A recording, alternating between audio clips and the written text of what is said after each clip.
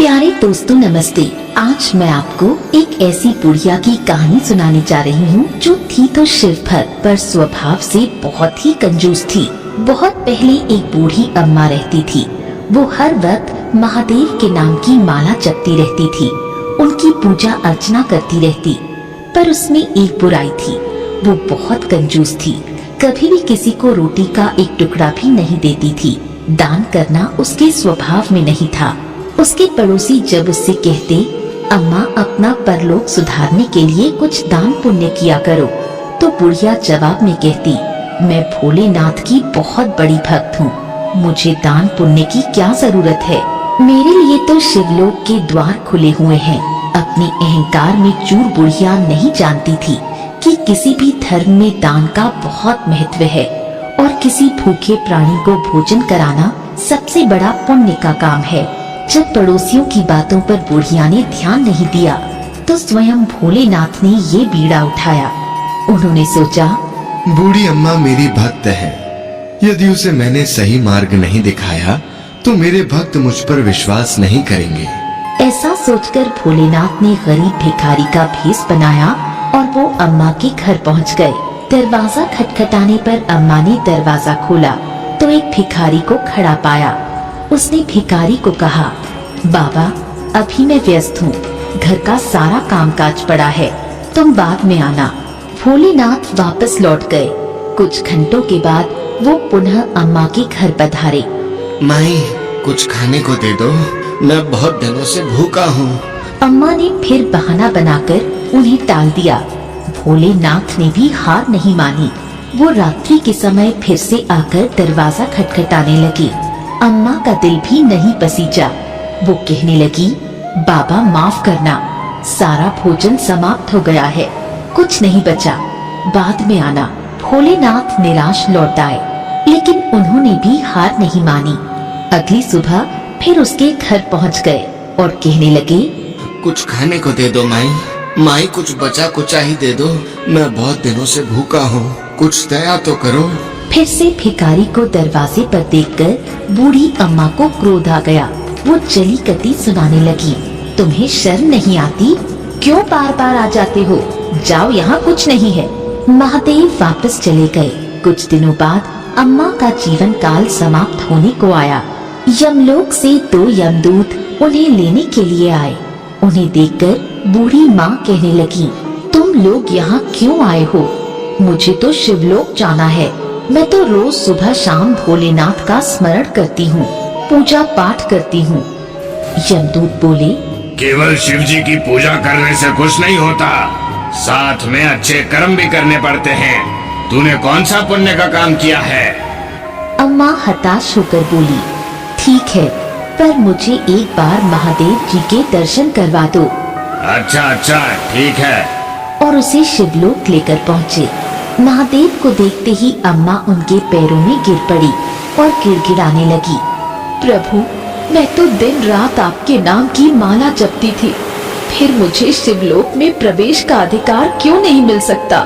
महादेव ने उसे समझाते हुए कहा, अम्मा तूने मेरी भक्ति की, पर वो काफी नहीं है। दान पुण्य करना सबसे बड़ा धर्म होता है, लेकिन तूने अपने जीवन काल में अन्न का एक दाना भी किसी को नहीं दिया है, किसी भूखे को भोजन नहीं कराया। मैं तेरे द्वार पर 4 बार आया, पर तूने हर बार बहाना बनाकर मुझे टरका दिया। तेरी कंजूसी ही तेरे शिवलोक के रास्ते में बाधा बनी है। अम्मा की आंखों से झरझर आंसू बहने लगे।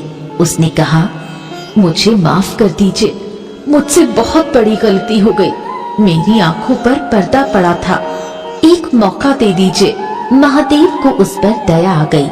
वे बोले, अच्छा ठीक है, मैं तुम्हें एक अवसर देता हूँ, तू वापस धरती पर जा, वहाँ जाकर पुण्य का कार्य कर। 7 दिन की अवधि तेरे पास है, इस अवधि का जितना उपयोग कर सकती है कर ले। बुढ़िया खुश होकर अपने पुराने शरीर में प्रवेश कर धरती पर अपने पुराने घर में लौट गई। अब तो उसका जीवन ही बदल गया। वो रोज दान पुण्य करने लगी। कोई भी भिखारी उसके दरवाजे पर आता तो हलवा पूरी तथा तरह तरह के पकवान बनाकर प्रेम से खिलाती। रोज अच्छा भोजन बनाकर मार्ग में बैठे भिखारियों को बांटने जाती। 1 सप्ताह तक बुढ़िया ने खूब पुण्य कमाया।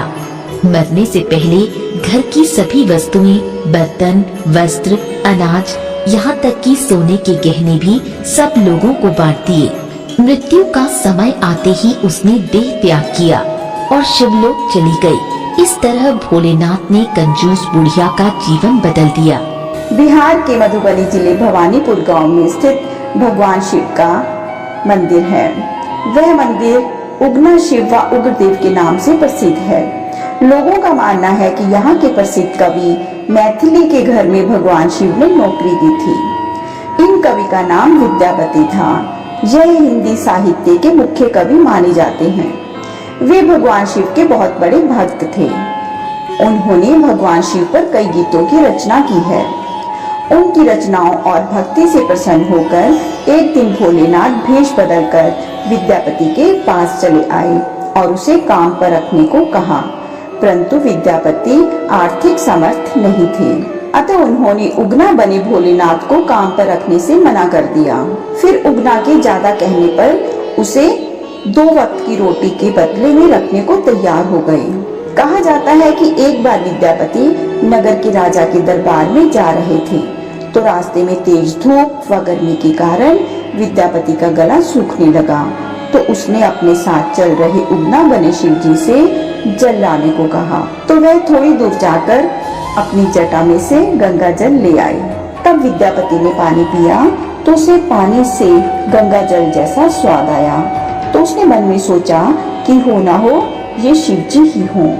इतना कहते ही विद्यापति ने उगना के चरण पकड़ लिए और शिव जी ने उन्हें अपने असली रूप में दर्शन दिए और कहा कि मैं उगना बनकर ही तुम्हारे साथ रहूंगा।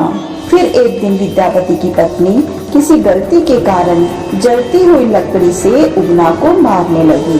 तो विद्यापति ने जल्दी से अपनी पत्नी के हाथ से लकड़ी ली और कहा कि ये क्या कर रही हो, तुम साक्षात शंकर जी को मार रही हो। इतना सुनते ही शिव जी वहाँ से अंतर्ध्यान हो गए और विद्यापति के घर से चले गए। अब विद्यापति उगना को ढूंढते हुए पहाड़ों जंगलों में भटकने लगे।